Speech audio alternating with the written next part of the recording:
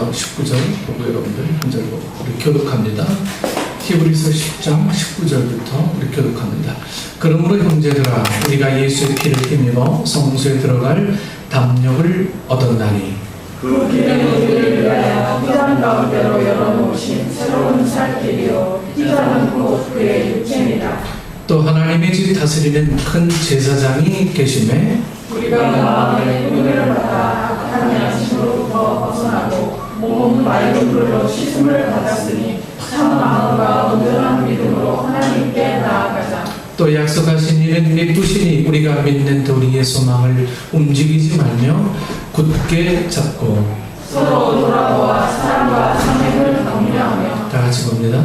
모이기를 패하는 어떤 사람들의 습관과 같이 하지 말고 오직 권하여 그날이 가까움을 볼수록 더욱 그리하자. 아멘. 오늘 말씀에서 여러분 거룩한 습관이라는 제목으로 은혜를 나누고자 합니다. 11살 때 저는 하나님께 편지를 썼습니다. 하나님 제발 제가 배우가 되게 해주세요. 예쁜 장면 많이 나오게 해주시고 화장도 예쁘게 해서 올리비아 뉴튼 존처럼 보이게 해주세요. 레오나르도 디카프리오 같은 배우랑 키스도 부탁드립니다. 또 언제나 배우하고 싶다는 마음 변치 않게 도와주세요. 20년이 지나 이제 31살이 된 저는 또다시 하나님께 편지를 씁니다. 촬영장에 지각 안 하게 해주시고 배우 생활 계속할 수 있게 도와주시고 언제나 배우하고 싶다는 마음 변치 않게 도와주세요. 미국의 영화 배우 케이트 윈슬렛이 64회 골든글로브 시상식에서 한 말입니다. 영화 배우가 되기를 간절히 꿈꾸며 하나님께 편지를 썼던 이 11살 소녀는 20살에 이 데뷔작을 찍으며 그 꿈을 이룹니다. 그로부터 3년 후에 그녀는 전 세계적으로 무려 18억 달러, 1조 9천억이라는 경이적인 흥행성적을 올린 이 타이타닉의 주인공으로 우리 앞에 다시 나타납니다. 영화 속에서 이 비운의 사랑을 나눈 상대 배역은 레오나르도 디카프리오였으며 그와 물론 잊지 못할 키스신도 찍었습니다. 11살 소녀의 꿈은 그녀의 편지에 쓴 그대로 다 이루어졌습니다. 우리 사랑하는 식구 여러분, 여러분들 먼저 하나님 앞에 여러분들의 먼저 꿈을 말해야 된다고 저는 생각합니다. 하나님 앞에 꿈은 소중하지만 그 소중한 꿈이 간질이 되어서는 그냥 내 속에 머물러 있어서는 그 꿈이 될 수가 없어요. 현실이 될 수가 없습니다. 그 꿈은 그냥 마냥 꿈에 불과하죠. 그래서 꿈은 말을 해야 돼요. 말을. 계속적으로 습관적으로 여러분 말해야 합니다. 네. 간절한 꿈일수록 그럼 더욱더 그렇게 해야 합니다. 네. 알겠지 뭐. 알긴 뭘 알아요. 네. 하나도 몰라요. 네. 여러분 부인들은 여자들은 남자들한테 뭐 신부름을 시킬 때요 구체적으로 뭐 이렇게 해야 그대로 가져옵니다. 뭐 사와 하면은 뭐 이상한 거 막 가져와요. 그러니까 뭐 당근 사와 그러면 당근이 몇 개 사야 되는지 몰라서 한 바구니 사요. 고기 사와 그러면은 소등짝 하나 들고 옵니다. 그러니까 당근 2개, 소고기 500g, 뭐 이렇게 구체적으로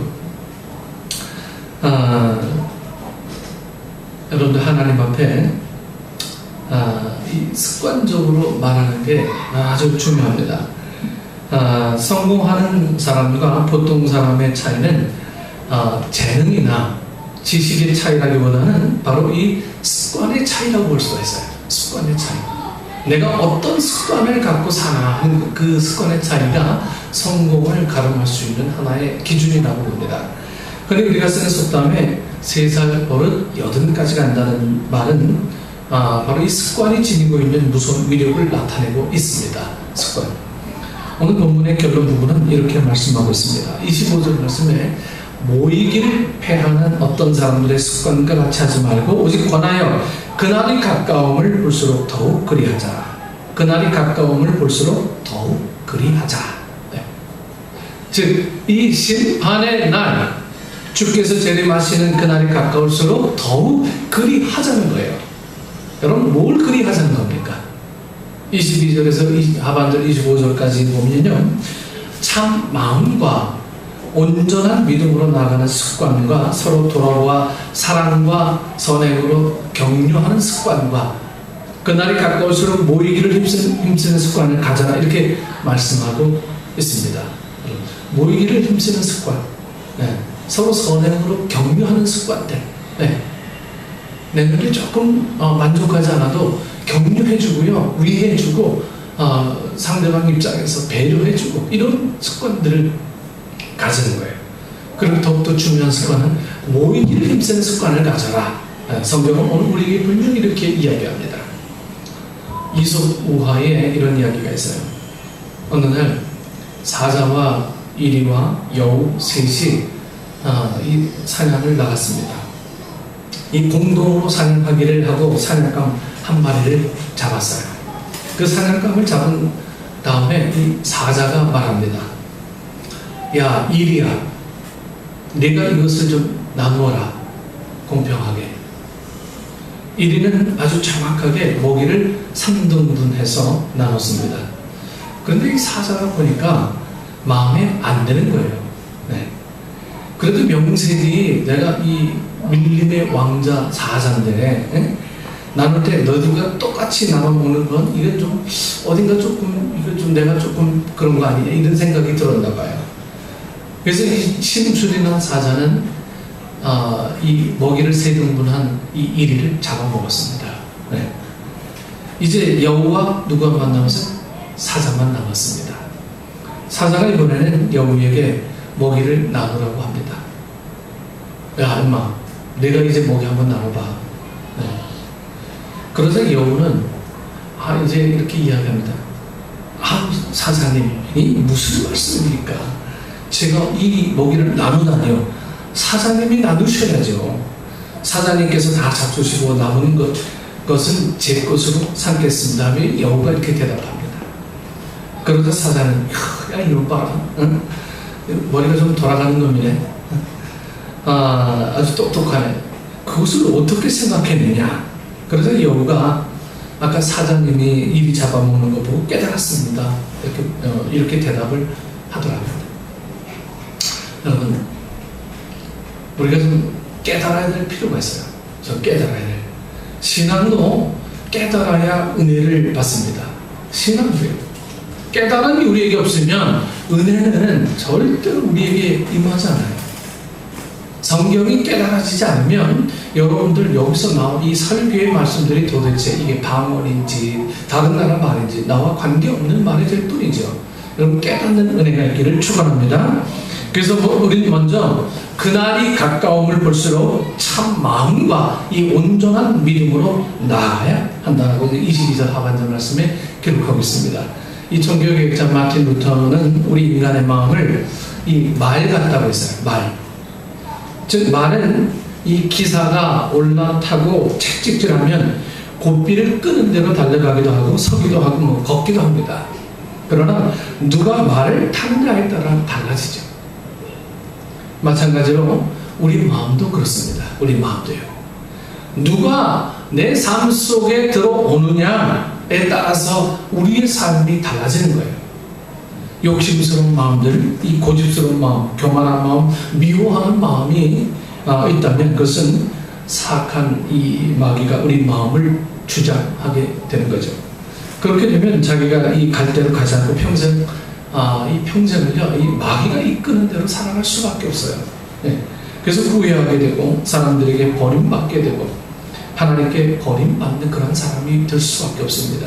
그래서 오늘 말씀을 뭐라고 합니까? 22절 말씀에 참 마음을 가져라, 이렇게 이야기하고 있죠. 그러기에 잠언 4장 23절 말씀에 모든 것을 지킬 만한 것 중에 더욱 내 마음을 지키라. 생명의 근원이 이에서 남이니라. 여러분, 마음을 잘 지키는 습관을 가져 우리 허탄한 것과 욕심스러운 것이 마음에 자리 잡지 않도록 여러분 깨어있기를 축원합니다. 또 서로 돌아보아서 사랑과 선행을 격려하며 사는 습관을 가져야 합니다. 사랑과 선행, 즉 사랑과 선행을 격려하며 살아가라 말씀합니다. 돌아보는 마음을 가진다는 것은 여러분 참 아름다운 삶이죠. 의미 있는 인생입니다. 우리 돌아보는 인생이 100% 다 좋을 수가 없어요. 후회되는 인생도 있고요. 이것은 좀 그러지 않았으면 하는 그런 삶도 분명히 우리 삶 속에 있었을 겁니다. 하지만 우리가 뒤를 돌아본다라고 하는 것은요, 오늘 현재 내가 존재하기에 뒤를 돌아보시는 거거든요. 내가 뒤를 돌아볼 수 있다라고 하는 것은 오늘 내가 살고 있기 때문에 뒤를 돌아보시는 거예요. 뒤를 돌아볼 수 없는 사람은 이 세상에 존재하지 않는 사람들 뿐이죠. 요즘은 자신을 낳아준 부모도 버리는 세상이죠.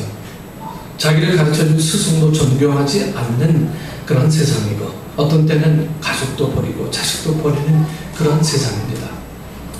뉴스를 보면 참 마음이 좀 답답해질 때가 굉장히 많이 있습니다.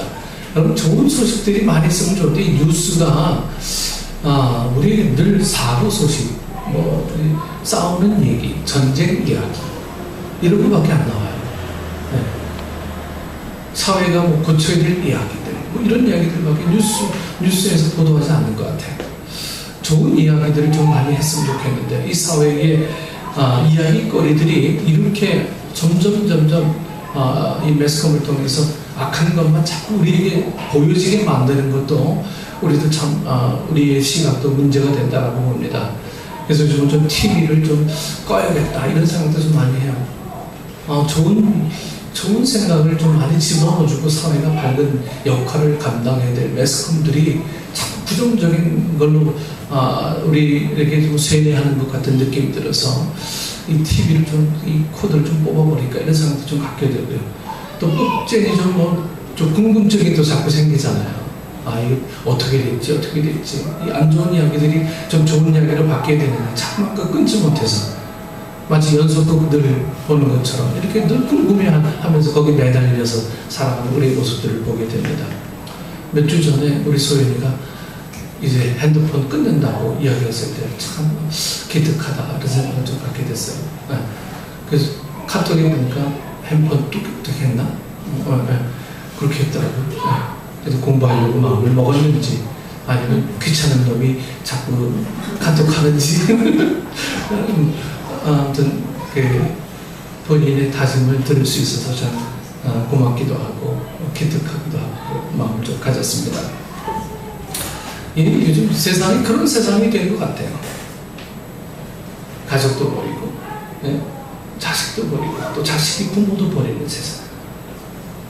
그러나 하나님은 서로 돌아보아서 사랑과 선행을 자꾸 격려하라. 자꾸 성경은 이렇게 이야기합니다. 여러분, 성경은요, 하지 말라라고 하는 이 이야기는 부정적인 요소가 아니에요. 다 긍정적인 요소입니다. 해라라고 하는 건 더욱더 긍정이고요. 그러나 사회가 하지 말라라고 하는 것은 다 부정적인 이야기입니다. 우리를 좀 더 엉뚱한 길로 빠뜨리게 만드는 일이죠. 그리고 이것은 말세가 가까울수록 더욱 그리하라 이렇게 말씀하고 있습니다.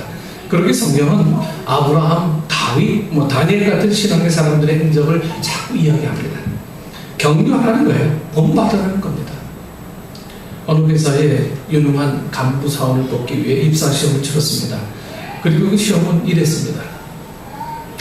거센 폭풍이 몰아치던 잘 들으세요. 이거 멘사에 나오는 문제가 될 수도 있어요.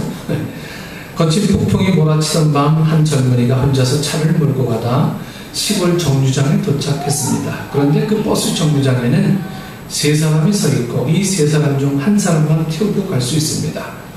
첫 번째 사람은 방금 죽어가는 나이 먹은 할머니가 있으며, 두 번째 사람은 언젠가 자신을 구해준 의사 선생님이 서 있고, 세 번째 사람은 자신이 꿈에 그리던 여인이 서 있습니다. 누구를 구하겠습니까? 했습니다. 우리 소연이 누구 구할 것 같아요? 나이 먹은 곧 죽어갈 것 같은 할머니, 자기 목숨을 구해준 의사 선생님, 세 번째 자기가 꿈에도 그리던 이 사람이 서 있어. 누굴 구할까요? 네? 여인.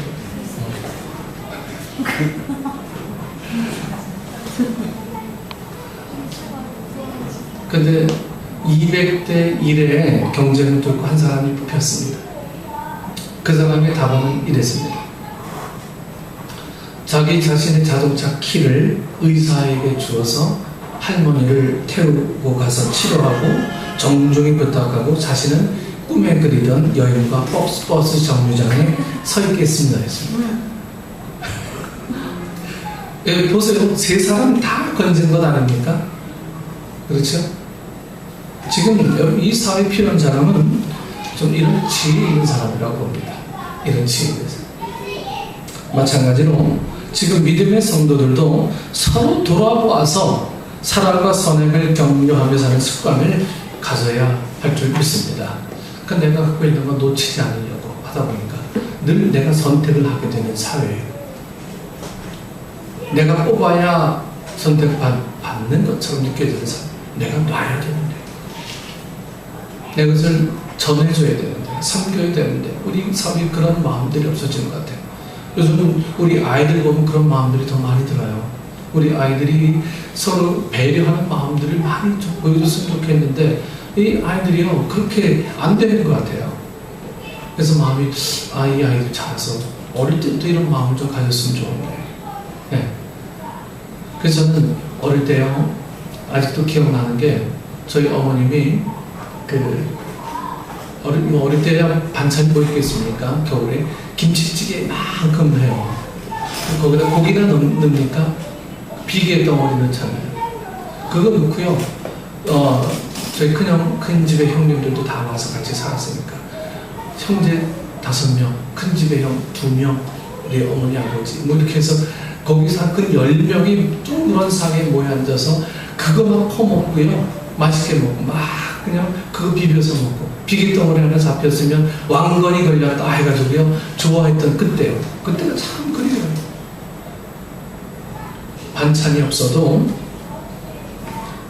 그런 서로를 배려할 줄 아는 이 둥그런 상들이 의미가 바로 배려라고 저는 봅니다. 네, 그런 일들이 굉장히 요즘 들어서 그리워요. 뭘 많이 잘 먹느냐가 중요한 게 아닌 것 같아요.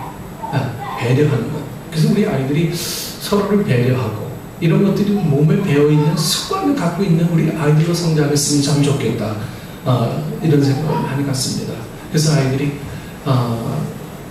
남들에게 섬겨주고 배려해주고 봉사해주고 이런 마음들을 좀 많이 키울 수 있도록 부모님들이 많이 좀 힘써줘야 됩니다. 그래야 사회가 건강해질 수밖에 없어요. 그래서 아이를 많이 낳는 일들이 이 사회에 가장 큰 이슈가 된 것은 아이를 적게 낳다 보니까 생겨나는 문제가 이 사회에 아마 10이면 9의 문제가 저는 된다고 이렇게 봅니다. 우리 언제나 민준이가 나도 내 친동생이 있었으면 좋겠다 이렇게 한번 얘기를 한 적이 있었어요. 네. 구박을 하려고 동생이 필요한 건지 아니면 형 노릇하려고 오빠 노릇하려고 필요한 건지 모르겠지만 동생이 필요하네요. 네, 동생이. 네, 그 마음이 어떤 건지 모르지만 서로 의지하려고 하는 그 마음은 분명한 것 같아요. 여러분 우리 모두 바쁘고 피곤하고 고단하게 다 살아갑니다. 그렇다고 바쁘다고 여러분 학교 안 갑니까? 네? 피곤하다고 직장 생활 안 합니까? 다 하지요. 네. 우리 막내 녀석은 아침이 아주 괴로운 아이예요. 아침 일어나는 게 너무 힘든 아이예요. 아침에 일어나서 학교를 가기가 그렇게 힘든 거예요. 그래서 학교 가는 게 너무 귀찮고 힘든 거예요. 네. 한 날은 그냥 놔둬봤더니 계속 자는 거야. 걱정도 안 되나 봐. 그래서 걱정이 돼가지고 그냥 궁뎅이 때려가면서 빨리 일으켜서 밥을 못 먹고 그냥 후딱 달려가고 이런 생활을 합니다. 그래도 학교 가요.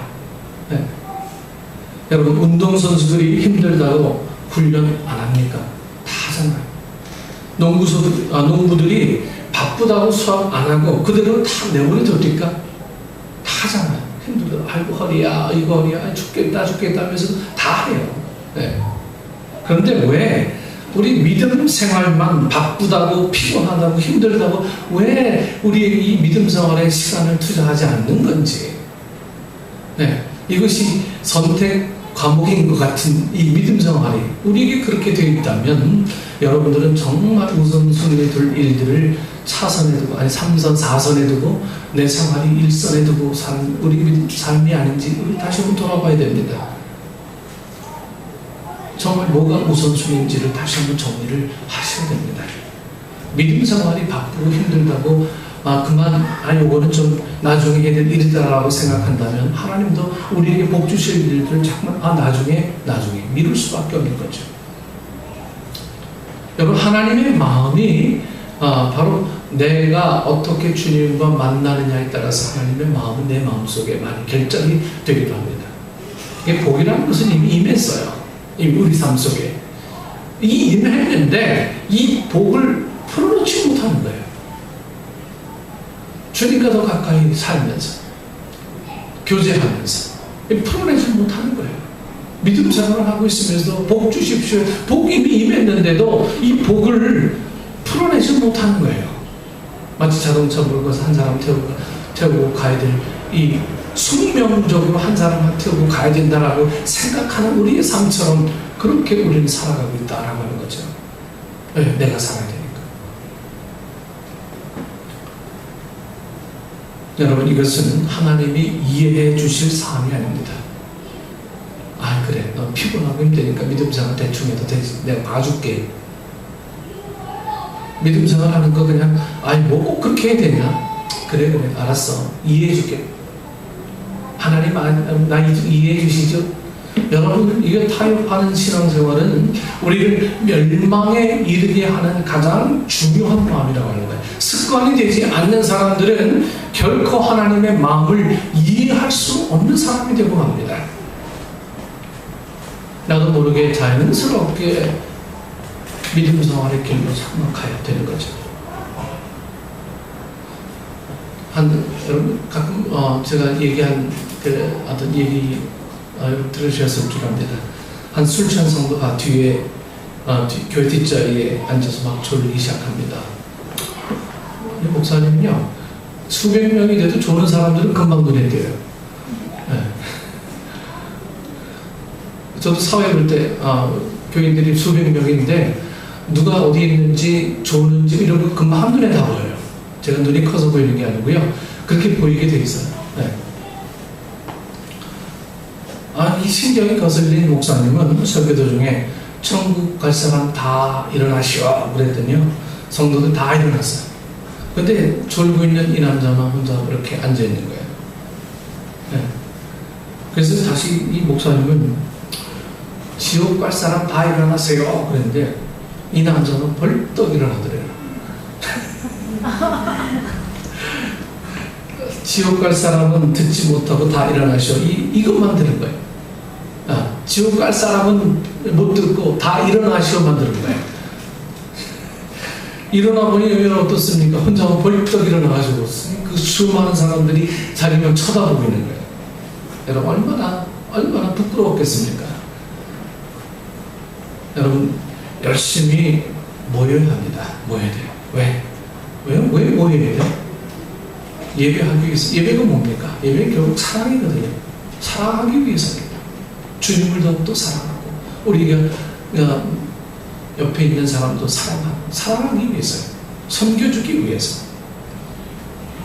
우리가 모이지 않으면 사랑도 없고 섬김도 없는 거예요. 그래서 이 모임을 폐하는 어떤 사람의 습관과 같이 하지 말아라. 성경은 오늘 분명하게 우리에게 이렇게 이야기합니다. 그래서 모여야 되는 거예요. 모임이 결국 사랑을 만들어내고 모임이 결국 하나님의 사랑을 이룰 수 있는 가장 중요한 첫 번째 이유가 된다고 하는 거예요. 한 청년이 이 무디 목사님께 가서 왜 교회에서만 신앙생활을 해야 합니까? 혼자서도 잘 할 수 있지 않습니까? 이렇게 질문을 했어요. 이렇게 얘기했어요. 사실 맞는 얘기죠. 그렇죠? 혼자서도 신앙생활 못한다는 보장이 됐으니까 다 할 수 있어요. 요즘 TV 켜보세요. 저보다 뭐 수십 배 설교 잘하는 목사님 설교 막 쏟아져 나와요. 집에서 기도하고요. 헌금 온라인으로 보내고 다 돼요. 이 무디 목사님은 이 겨울에 이제 난로를 피잖아요. 유럽의 난로 거의 다 이제 장작을 다 이렇게 해서 본 이제 운치문화가 아니니까 이렇게 해서 장작을 하나 꺼내놓습니다.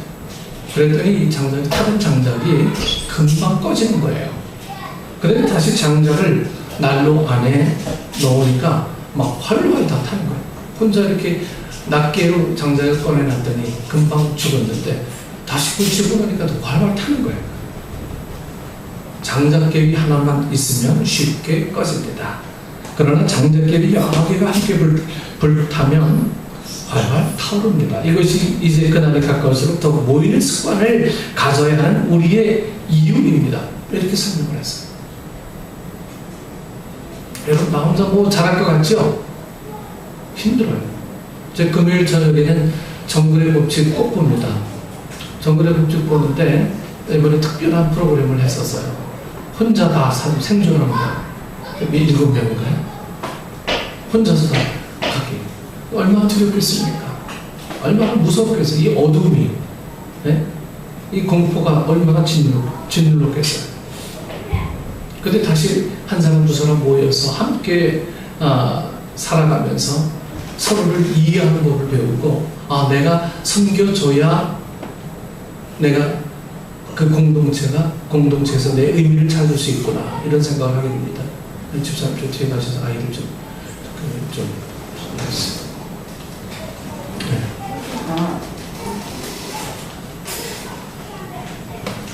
그래서 공동체라는 것은 정말 내가 없어도 되는 그런 공동체가 아니고, 내가 그냥 봐주기만 해도 그 공동체는 돌아가게 되는 게 공동체의 특성입니다. 내가 봐주기만 해도. 그래서 이 공동체의 문제에 대해서 우리는 내가 이건 희생이라고 생각하면 안 돼요. 함께합니다 생각하면 함께합니다. 그래서 이제 그날에 가까울수록 더 모이는 습관을 우리가 좀 함께 가졌으면 좋겠다 합니다.